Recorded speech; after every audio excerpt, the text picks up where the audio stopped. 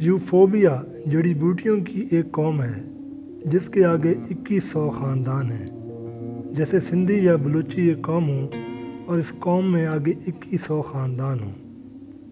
پوری دنیا میں پائی جانے والی یوفوبیا کی ان 2100 اقسام یا خاندانوں میں ایک فیملی سپرج کہلاتی ہے۔ سپرج جس کا لفظی مطلب بنتا ہے زہریلے رس والی، یعنی اس کے پتوں یا ڈنڈیوں کو جب توڑا جاتا ہے تو سفید رنگ کا زہریلا دودھ جیسا رس نکلتا ہے۔ سپرج فیملی میں بھی آگے بہت سی جڑی بوٹیاں ہیں جن کے اپنے اپنے الگ الگ نام ہیں، مگر ان کے خواص آپس میں ملتے جلتے ہیں۔ انہی متشابہات کی وجہ سے طب کی مشہور مفردات کی کتابوں میں سپرج فیملی کے متعلق چند غلطیاں دیکھنے کو ملتی ہیں، جہاں نہ صرف ان کے ناموں بلکہ خواص اور فوائد نقصانات کو دوسری سسٹر ہربز یعنی ملتی جلتی جڑی بوٹیوں کے ساتھ مکس کر دیا گیا ہے، اور یہی غلطیاں گوگل اور یوٹیوب پر بھی دیکھنے کو ملتی ہیں، جہاں پر صرف کاپی پیسٹ سے کام لیا گیا ہے۔ انشاءاللہ جتنا ہو سکا میں اپنی ویڈیوز کو سود مند بنانے کی کوشش کروں گا۔ میں ہوں آپ کا میزبان حکیم ممتاز علی مغل۔ مختلف جڑی بوٹیوں کے علم اور خواص اور دیسی حکمت کا علم جاننے کے لیے میرے چینل کو سبسکرائب کریں اور ساتھ لگی گھنٹی کو ضرور دبائیں تاکہ میری ہر ویڈیو آپ تک پہنچ سکے۔ دوستو، آج ہم بات کریں گے سپرج فیملی سے تعلق رکھنے والی ایک جڑی بوٹی کے متعلق جو کہ قاضی دستار کے نام سے جانی جاتی ہے۔ اس پودے کے کئی لوکل نام ہیں، جیسا کہ قاضی دستار، دھودک چھتری، دودھی کلاں، اور انگلش میں اس کا مشہور نام سن سپرج ہے۔ اس کے علاوہ وار سپرج، امبریلا ملک ویڈ، میڈ وومن ملک کے ناموں سے بھی جانی جاتی ہے، اور اس کا بائنومیل نیم یوفوبیا ہیلیسکوپیا کہلاتا ہے۔ قاضی دستار یورپ، شمالی افریقہ اور ایشیا کے کئی ملکوں میں پیدا ہوتی ہے۔ ہند و پاکستان میں مارچ تا جون کے مہینے میں پورے جوبن پر ہوتی ہے۔ اگر ہم اس کے نقصانات کی بات کریں تو اس کا رس شدید اکال ہے، یعنی جلد پر لگنے سے اسے زخمی کر دیتا ہے۔ آنکھوں میں چلا جائے تو بینائی جا سکتی ہے۔ اس بوٹی کے کھا لینے سے اسہال، پیٹ میں شدید درد، بے چینی، الٹی جیسی کیفیات پیدا ہوتی ہیں۔ فوائد کی بات کریں تو اس کے دودھ کو داد، دانوں، چہرے پر موجود بالوں، مسے وغیرہ ہٹانے کے لیے استعمال کیا جاتا رہا ہے۔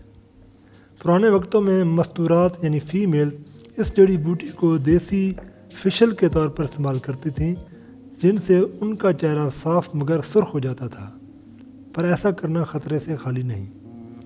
قاضی دستار چینی اور آیورویدک کی روایتی دواؤں میں استعمال ہوتی چلی آ رہی ہے۔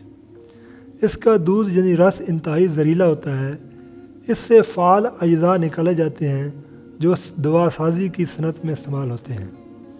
اس کے نچوڑ یعنی جوہر کو چوہوں اور انسانی خلیوں میں جگر کے کینسر کی روک تھام کے لیے بہت مؤثر ثابت پایا گیا ہے۔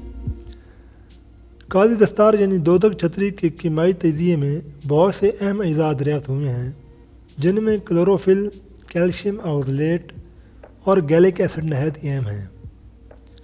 کلوروفل زخموں پر بیکٹیریا کے عمل دخل اور نشوونما کو روکتا ہے، اپنی اینٹی بیکٹیریل خصوصیات ہونے کی وجہ سے۔ یہ اپنی اینٹی آکسیڈنٹ خصوصیات رکھنے کی وجہ سے انسانی جسم سے زہریلے مادوں کو باہر نکالتا ہے۔ نباتاتی کلوروفل خون میں سرخ خلیات کی افزائش کو بڑھاتا ہے۔ اس کے ساتھ یہ سرخ خلیوں میں آکسیجن لے جانے کی استعداد کو بھی بڑھاتا ہے۔ یہ کینسر کے خلاف زبردست مزاحمت کرتا ہے، وزن کو کم کرتا ہے اور قدرتی طور پر دافع بدبو ہے۔ گیلک ایسڈ زبردست اینٹی آکسیڈنٹ خاصیت کا حامل ہے۔ اس میں بیکٹیریاز کو ختم کرنے کے ساتھ ساتھ وائرس کے خلاف بھی مزاحمتی طاقت پائی جاتی ہے۔ یہ ہمارے جسم کو زہریلے مادوں کے نقصانات سے بچانے میں مدد فراہم کرتا ہے۔ گیلک ایسڈ ہیپاٹائٹس بی، سی اور جگر کے کینسر میں بڑا مؤثر ثابت ہوا ہے۔ یہ صحت مند خلیوں کو نقصان پہنچائے بغیر کینسر کے خلیوں میں گھس کر انہیں نکارہ بناتا ہے۔